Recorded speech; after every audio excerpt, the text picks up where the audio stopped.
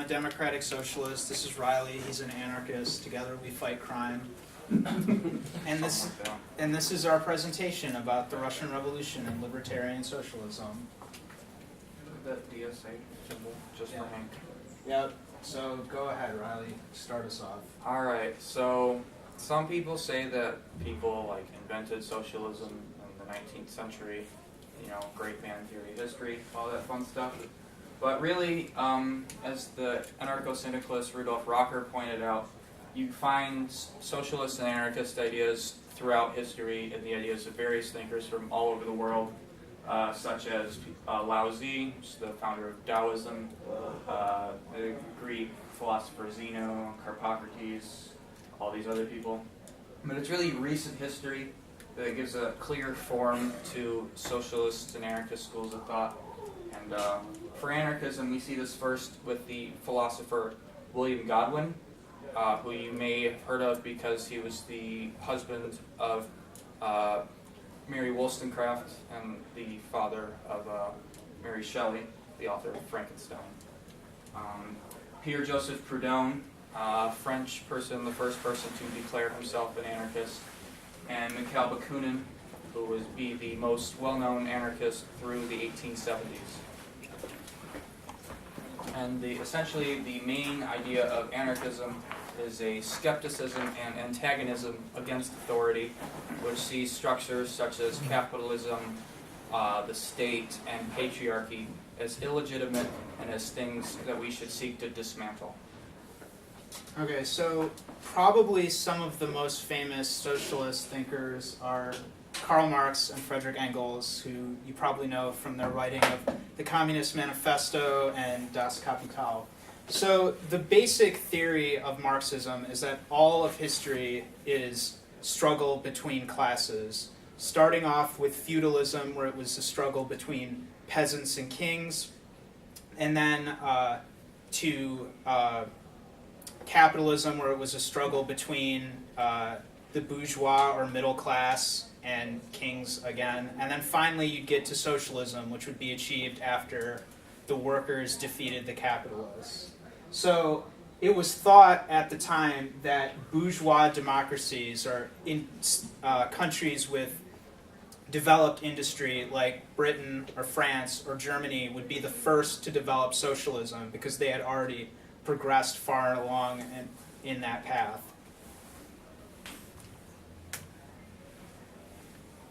So initially, Karl Marx and Mikhail Bakunin, right? Yeah, formed the International Working Men's Association, which was a union of anarchists and Marxists.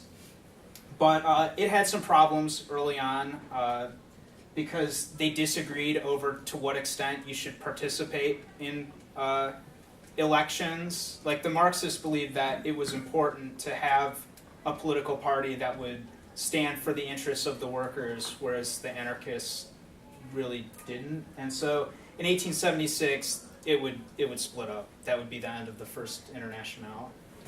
There's also something of a feud between Karl Marx and Mikhail Bakunin that plays into this. People say Bakunin hated Marx because he was an anti-Semite, and that Marx hated Bakunin because, I don't know, he hated women, stuff like that. Hated anarchism in general, kind of authoritarian.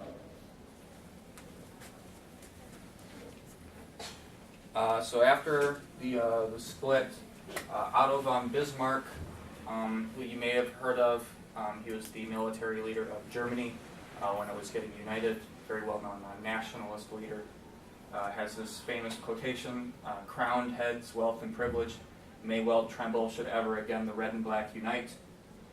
So this is really the first instance of sectarianism within the left, in which different sects, which are like different tenets and strains within the socialist movement, don't work together anymore.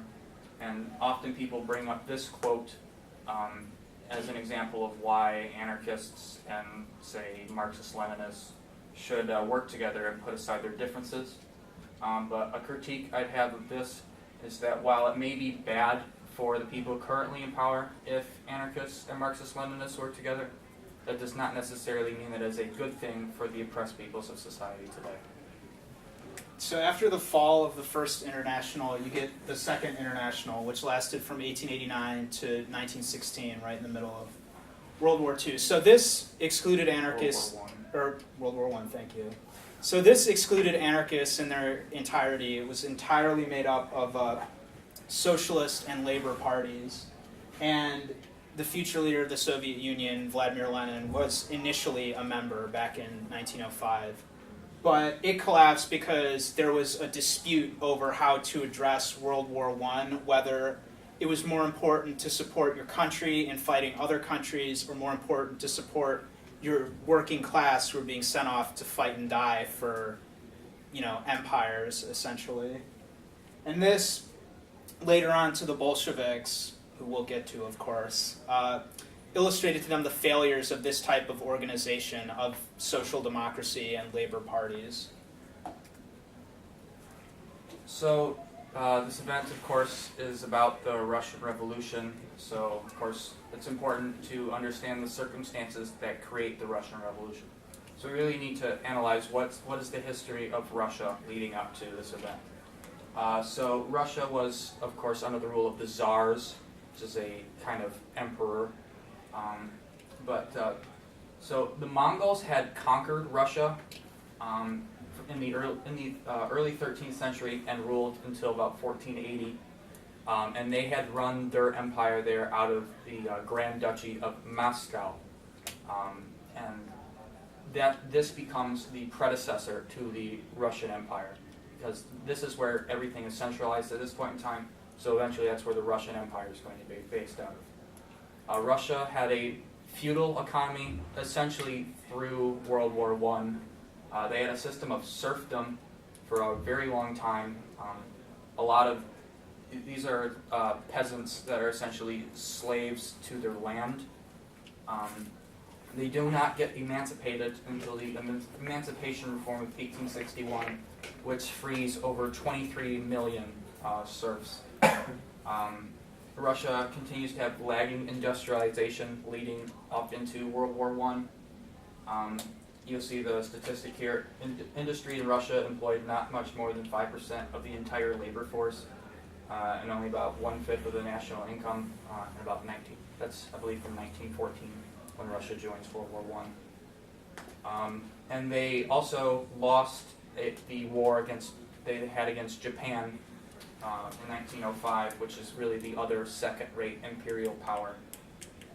So Russia is this gigantic empire with a lot of people and not a lot of technology. You'll see here a map of the Russian Empire with the different colors indicating when various lands were added onto the Russian Empire. This goes through about 1800 here. You'll see it starts at Moscow and eventually expands. They grab all of Siberia, yada yada, when they're marching into Poland at this point in time, which they do get by the time World War I rolls around. So this is a map of Europe circa 1914. You'll see just empires everywhere, and Russia is into Poland here. So World War I, as you're probably aware, does not go well for Russia. So Germany had united in 1870, I believe, and became extremely powerful. By 1890, Germany surpassed Britain in steel production, which is really the main resource used for war making. And Germany became very threatening. Serbia became, because it's a Slavic country and Russia sees itself as the leader of the Slavs, this sort of pan-Slavism idea is very popular at this point in time, becomes a satellite state of Russia. And a bunch of chain reactions happen after the Archduke Franz Ferdinand is assassinated by a Serbian nationalist. And Russia enters war with Germany in 1914 and suffers massive losses. This is a slightly lower estimate, actually, of the losses. Nearly 2 million killed, about 3 million wounded, about 2.5 million Russians taken prisoner. This is largely due to their technology that the war goes so terribly.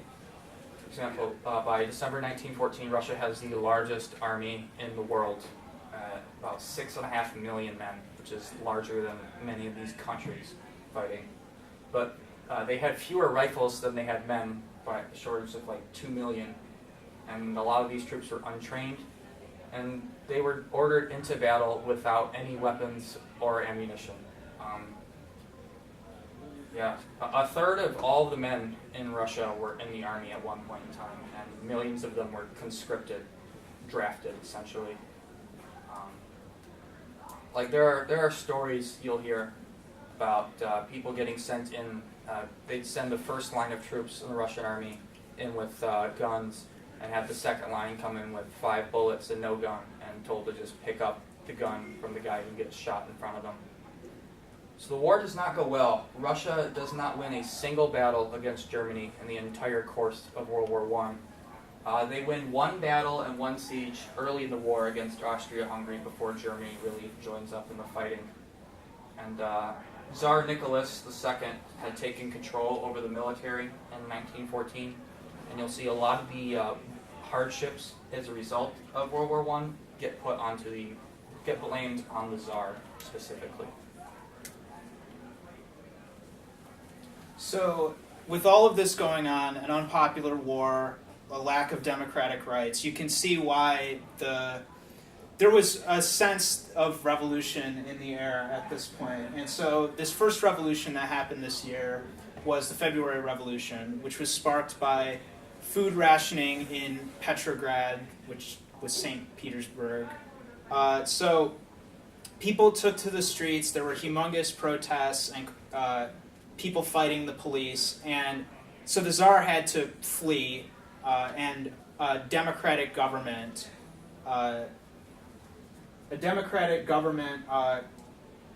came into power that was sort of like a liberal democracy, and they were basically promising that they were going to rededicate themselves to the war and that they were going to win. They did not win, so people, again, were fed up with the war, and the government at the time was not ending the war or even fighting it successfully. So during this time, there were groups of peasants, workers, and soldiers who formed their own councils or Soviets that were supposed to represent the interests of the common people. And people were starting to put more faith in the Soviets than the government. So the Bolshevik Party, which I said we were going to talk about later, and here we are, which was led by Vladimir Lenin, promised peace, land, and bread to the people under a communist government. So this political spectrum here is where you can find the different political groups at this time. Up in the upper right, there's the Black Hundreds, who are nationalist, warmongering, anti-Semites. And then in the bottom left, you have the anarchists, the left socialist revolutionaries, and the Bolsheviks. So there was another revolution in October of 1917. And so the Bolsheviks took power in a basically bloodless coup. And there was an election held to a constituent assembly, which is a body to write a new constitution. And so the Bolsheviks went into this election thinking that they were going to win handily. They did not win. They came in second. The Socialist Revolutionary Party, which was the peasant socialist party, won about 40% of the vote, and the Bolsheviks only won 20%.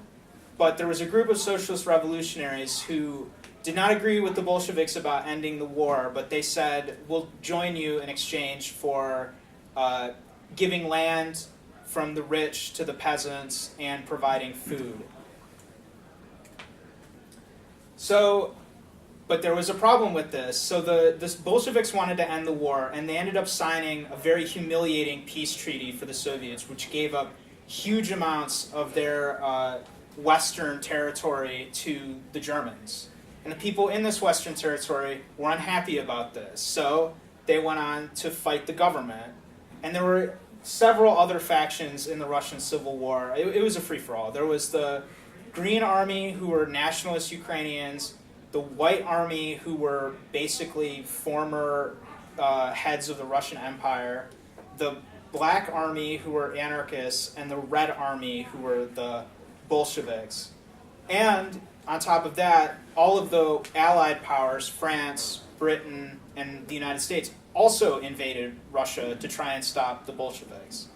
So in the end, the Bolsheviks won, millions of people died, and all of the non-Bolshevik parties were banned. So that one Constituent Assembly election was the last free election in Russia until 1991. So, before this election, the primary leftist tendencies were anarchism and Marxism. But as this revolution plays out, there becomes a new form of Marxism that's usually referred to as Leninism today. This is essentially the ideology that Vladimir Lenin proposes. It has many changes to Karl Marx's philosophy.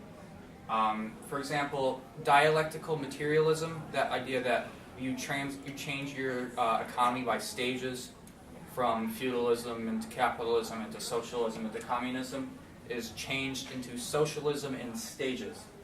So Lenin proposed that it was impossible to transform this backwards feudalist country into a socialist country. And that he even admits that the Soviet Union was not socialist, but he said that it has the determination to achieve socialism. So in his own words, the Soviet Union was state capitalist, which he considered a step forward for Russia. So essentially this means that you have an economy that functions nearly identically to a free market capitalist society such as you see in, say, the United States, except instead of private employers, the state becomes the top of the food chain. You'll see in this wonderful meme comic here, the sort of trick that you see Lenin playing. Capitalism, the state, money, and wage labor are replaced with the state, money, and wage labor. Socialism, in the words of Lenin. And the state is very powerful, and Karl Marx's idea of the dictatorship of the proletariat, by which he simply meant the working people to be able to rule themselves, though this is probably through some sort of parliamentary system, is transformed into the vanguard party.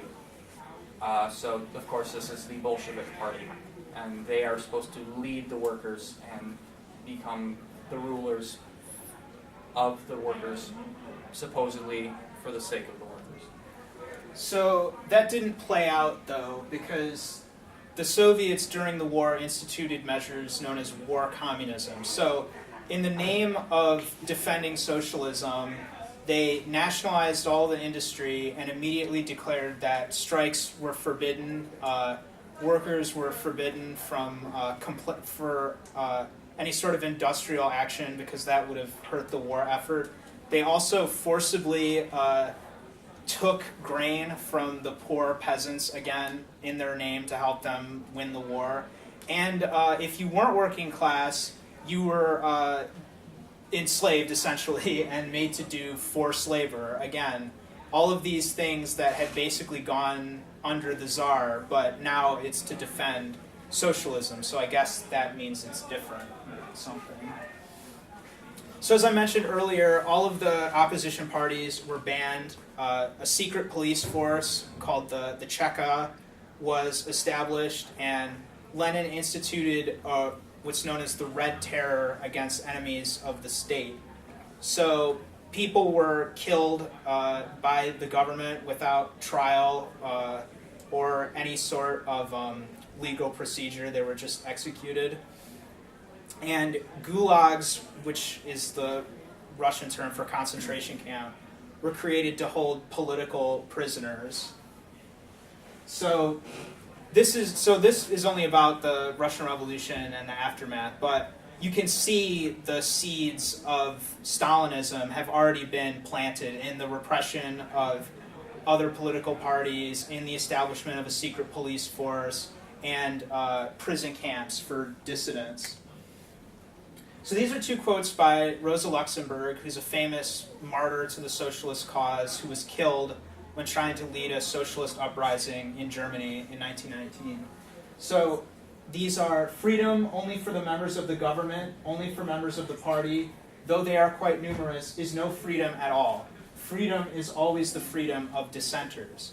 And without general elections, without freedom of the press, freedom of speech, freedom of assembly, without the battle of opinions, life in every public institution withers away, becomes a caricature of itself, and bureaucracy rises as the only deciding factor. So as you can probably guess, Ms. Luxemburg was not a big fan of the Soviet Union or Vladimir Lenin.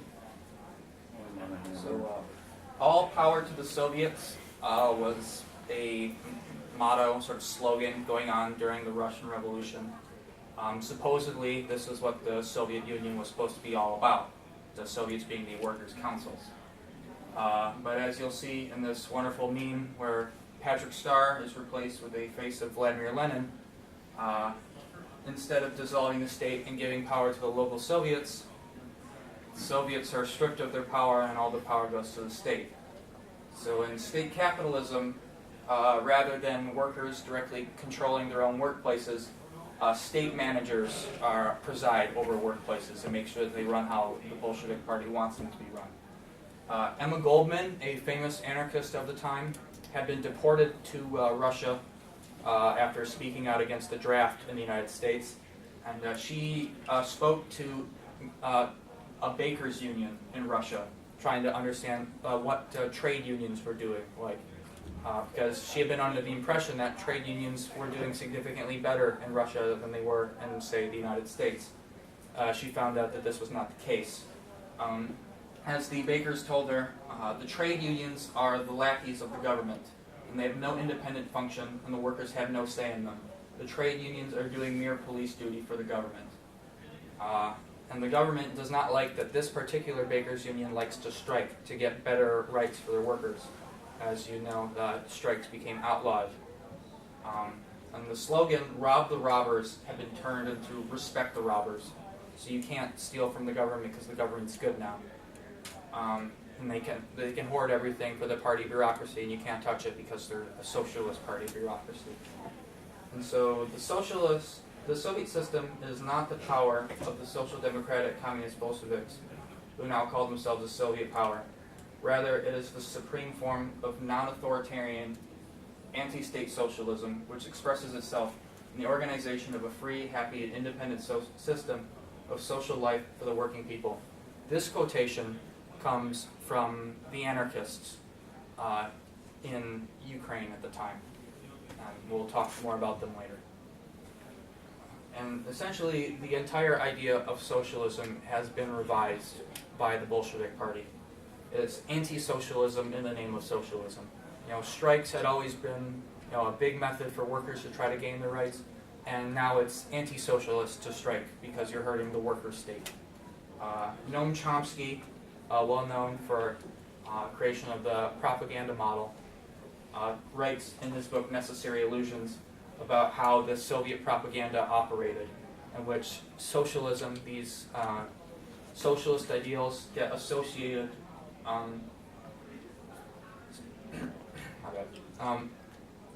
So these social policies that the Soviet Union Institute get associated with these left libertarian socialist ideals by the USSR, and in turn the United States benefits from this propaganda in associating these left libertarian socialist ideals with the grim realities of the red bureaucracy of the Soviet government. And anti-Sovietism becomes a major thing in the Soviet Union. It's an ideological facet that operates similar to nationalism. It's like if someone calls you anti-American, when you criticize the United States, it's essentially the same thing. You criticize the Soviet government, oh, you're an anti-Soviet. You're a counter-revolutionary, an anti-socialist. And things like free exchange and individual production, which had been hallmarks of socialism, especially the anarchist movement, which values people's independence and ability to live their lives independently of authority, are called petty bourgeois, which is a small-scale member of the capitalist class. And since socialism is what the Bolsheviks do, being against them, even if you're defending socialism, is counter-revolutionary.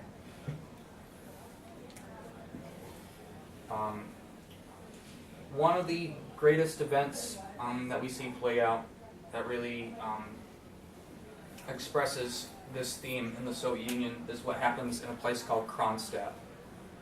Kronstadt was a port in the Russian Empire and the Soviet Union where there were a lot of sailors there. Now these sailors were very revolutionary. They had participated in the revolution of 1905 that failed in Russia, and they were some of the first to fight in the Russian Revolution. In February 1921, a lot of workers in Petrograd were experiencing very poor conditions, and some of them went on strike to try to improve their living conditions. The Kronstadt sailors voiced their solidarity by also going on strike, and they published a document, which I'll get to in the next slide, saying what they wanted to see in the Soviet Union. Don't move that. As Emma Goldman remarks in her book, My Further Disillusionment in Russia, these sailors had opposed the Kerensky government, and even Leon Trotsky had praised them as the pride and glory of the revolution. You'll see that often you'll have a narrative, a general idea of what happens in the Soviet Union. You know it was bad, and you'll hear the details, and it's a lot worse than you suspected. And it's usually capped off by a really cynical Trotsky or Lenin quote. So the Kronstadt sailors are slandered as sympathetic to the White Army and as counter-revolutionaries for demanding that working peoples actually have freedom. And they're now seen as treasonous. These are some of the points from their documents, really relatively short. I put a lot of them in here. You'll see they want to be able to elect their own leaders, to be able to produce on their own, to abolish the Soviet government managers in the workplaces and in the army, to have freedom of assembly, freedom of speech, freedom of the press. So what you're seeing here is not that they're against socialism or against the revolution, but that they're trying to actually defend the revolution. But of course they're betrayed by the Bolshevik government. On March 7th, Trotsky begins the bombardment. On the 17th, the fort is taken. As in their own words, Kronstadt was liquidated, and the counter-revolutionary plot had been crushed. Some of the people in the Red Army did not want to do this because they saw that these were working peoples who were trying to defend the revolution, in spite of the Soviet propaganda to the contrary. The members of the Red Army who did not want to go in and kill all these sailors were executed by the Bolsheviks for not wanting to participate in this raid. So Lenin has one of those cynical quotes here. Several days after the glorious victory, Lenin says, the sailors did not want the counter-revolutionists, but they did not want us either. So the propaganda had said that they wanted the White Army, the Tsarists, but as Lenin admits, that wasn't the case. They just didn't want the Bolsheviks. But that's bad enough for them.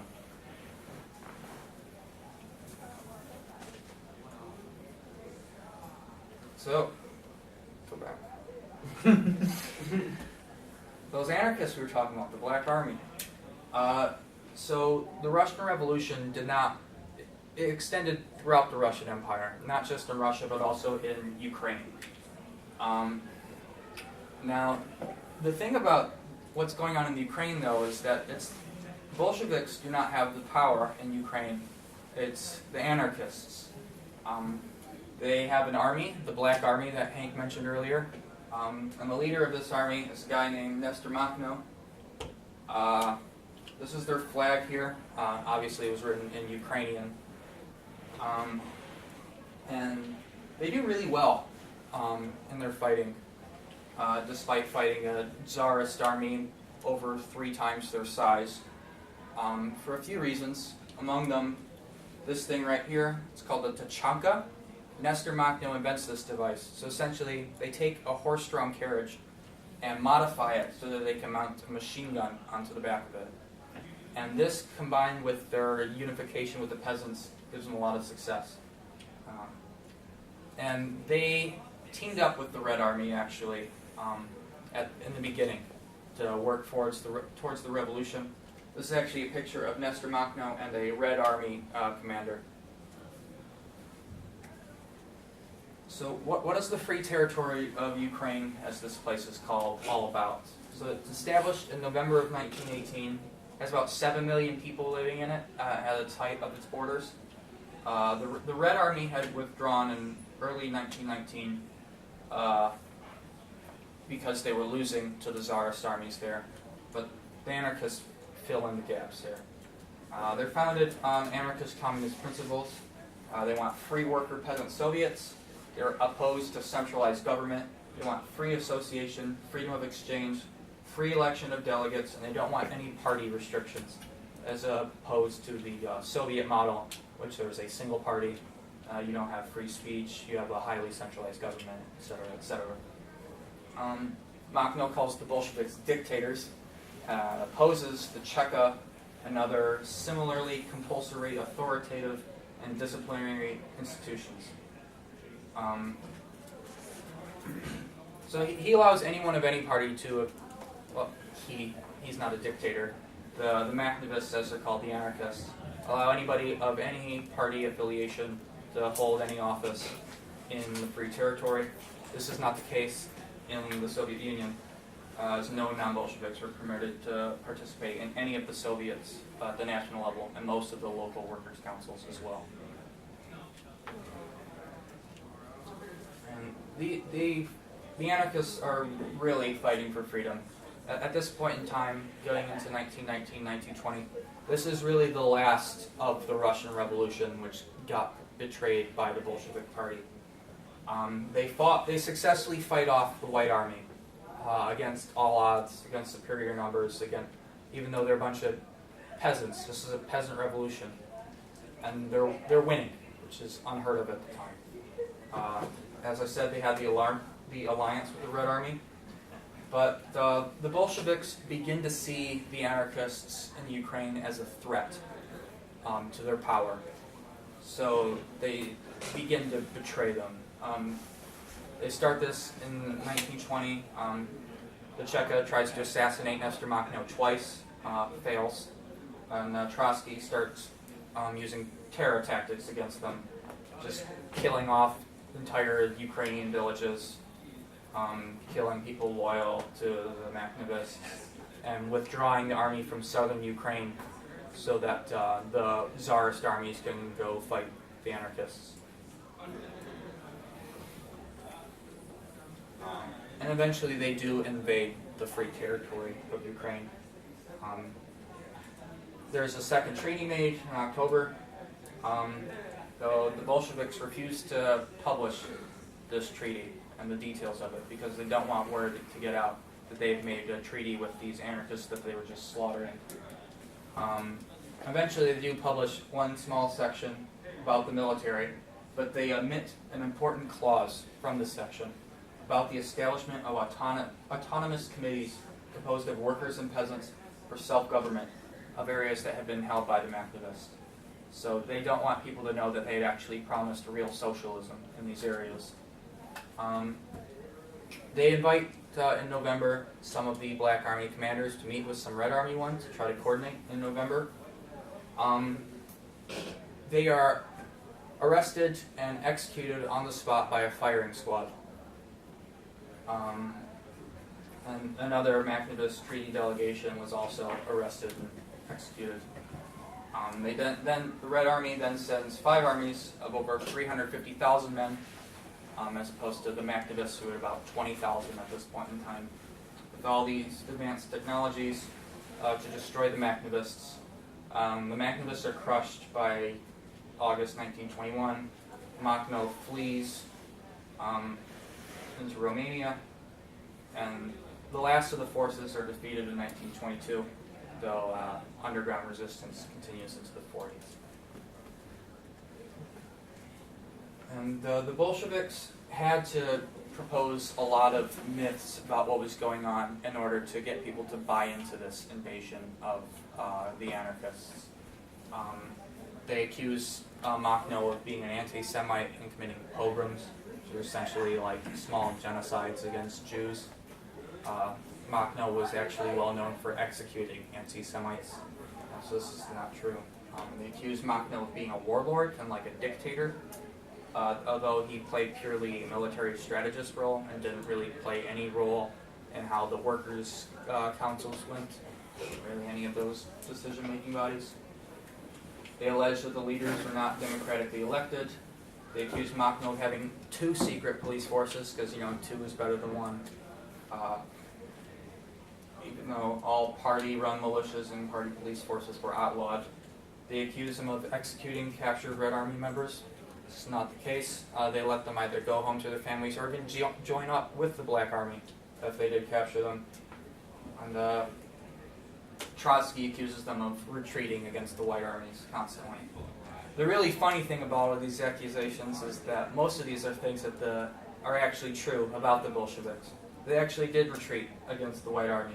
They actually did execute a bunch of Black Army members. They actually had a secret police force. They actually had a clique running all their processes. They actually had a dictatorship, essentially. And they actually were somewhat anti-Semitic, though this doesn't prove under Lenin, as opposed to Tsarist Russia. Before you move the clip, is that that meme? Is that like a Leroy Jenkins? Yes, this is a Leroy Jenkins meme changed to Leon Trotsky, who is the leader of the Red Army at this point in time, and he's really bloodthirsty. He's the one who leads these invasions against both Kronstadt and the Free Territory. I think it's important to talk about, to read this letter from the Makhnovists that they write to who they see as their comrades in the Red Army, who are marching to slaughter all of them. They say, "We are fighting against all authority and oppression, no matter what its origin. Our deadly, implacable enemies are the landlords and capitalists of all nationalities, the Democratic generals and officers, the Polish landlords, and the Bolshevik commissars. We are punishing and killing them all mercilessly as enemies of the revolution of the working people. We consider you, comrades in the Red Army, our blood brothers, together with whom we would like to carry on the struggle for genuine liberation, for the true Soviet system without the pressure of parties or authorities." So, with the activists being crushed, essentially dies the Russian Revolution.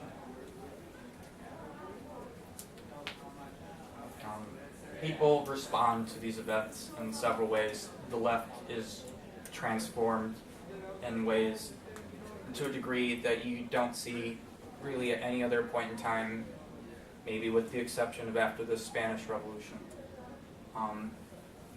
As I mentioned, Nestor Makhno did flee, and he and a bunch of other exiled Russian anarchists meet up in France. And they noticed that anarchists were very significant in the Russian Revolution, and there were a lot of them, and they're wondering, why is it that the Bolsheviks won and anarchism didn't? And so they write a draft document, usually referred to as the platform. It becomes the basis of platformism, which tries to create better organization for anarchists in hopes that the next time a revolution comes around, this won't happen. So on the Marxist side, basically there were 2 responses to the Russian Revolution. Either you were Luxembourgist and you didn't like it because you thought that the government was omnipresent and had basically crushed the spirit and input of the working people, or you were a Kautskyist. Kautsky was the chair of the Socialist Party in Germany, who said that the reason the Russian Revolution failed was because they were trying to force it forward from a peasant state to a capitalist state to a communist state too fast, and also he was appalled at the lack of respect for democracy and basic rights. And that's that. I'm not gonna show her one slide.